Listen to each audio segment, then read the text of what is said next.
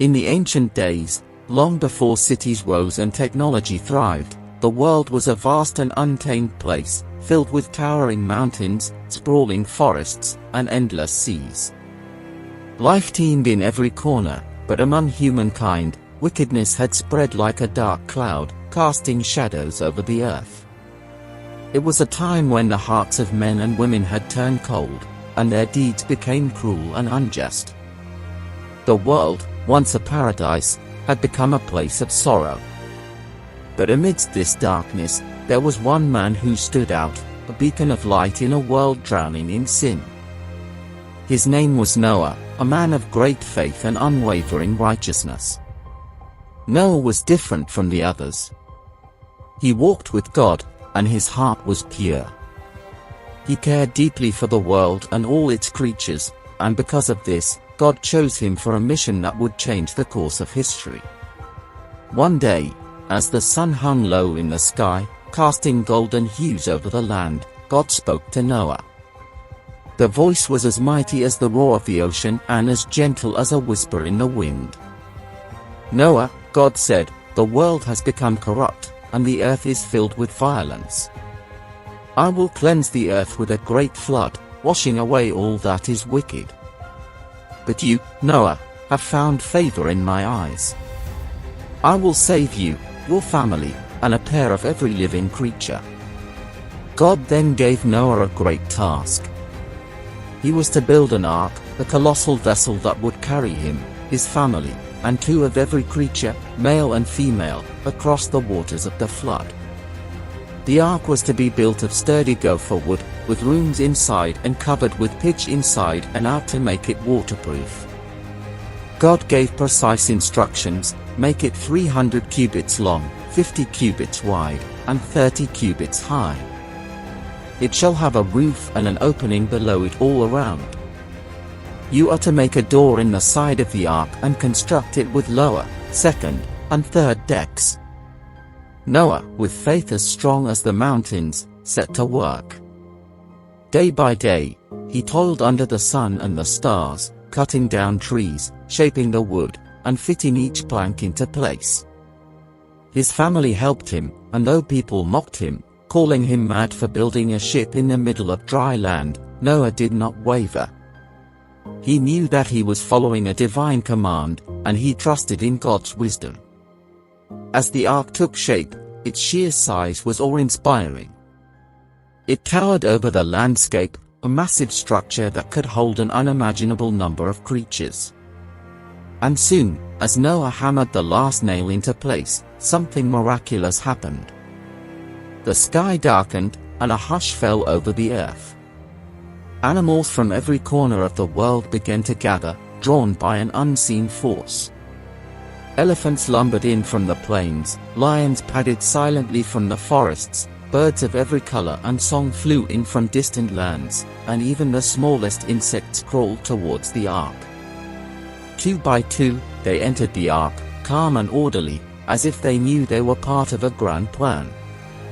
Noah, his wife, his sons, Shem, Ham, and Japheth, and their wives, entered the ark, and as the last creature stepped aboard, God himself sealed the door.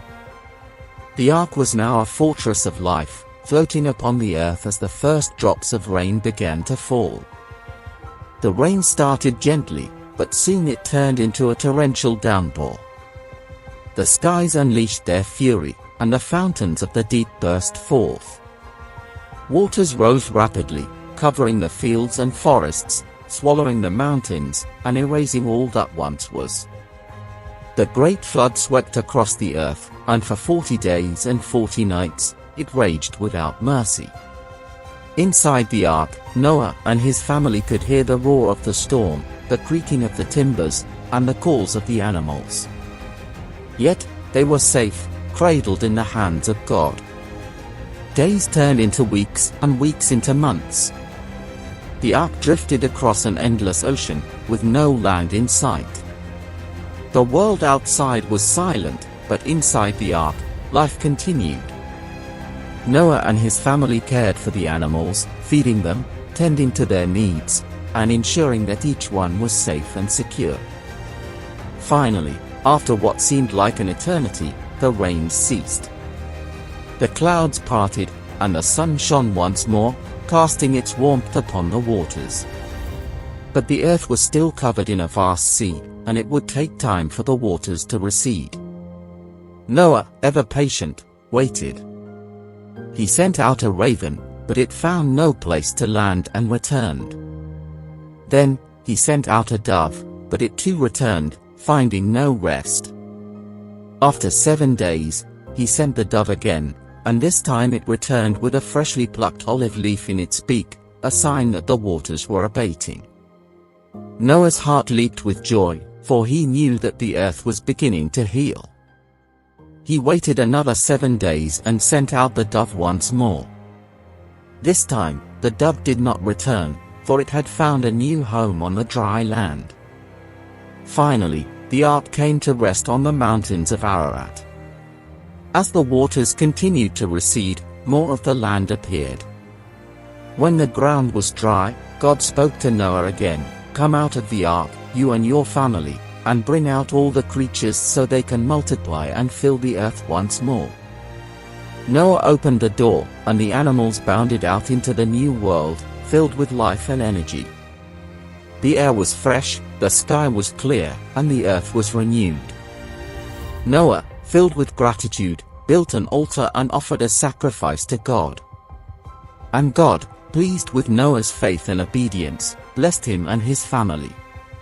"Be fruitful and multiply," God said, "and fill the earth. Never again will I curse the ground because of humans, even though every inclination of the human heart is evil from childhood. And never again will I destroy all living creatures as I have done." As a sign of this covenant, God placed a rainbow in the sky, a brilliant arc of colors stretching from horizon to horizon. It was a promise, a reminder that never again would the earth be destroyed by a flood. Whenever the rainbow appeared in the clouds, it would be a sign of the everlasting covenant between God and all living creatures. And so, Noah and his family began their new lives, stepping into a world cleansed and renewed. They carried with them the lessons of the past, the memory of the flood, and the promise of the rainbow. And the story of Noah's Ark lived on, tale of faith, survival, and the enduring power of hope. Thank you for joining us. Be sure to like, share, and subscribe for more amazing stories. Until next time, stay brave and keep the faith.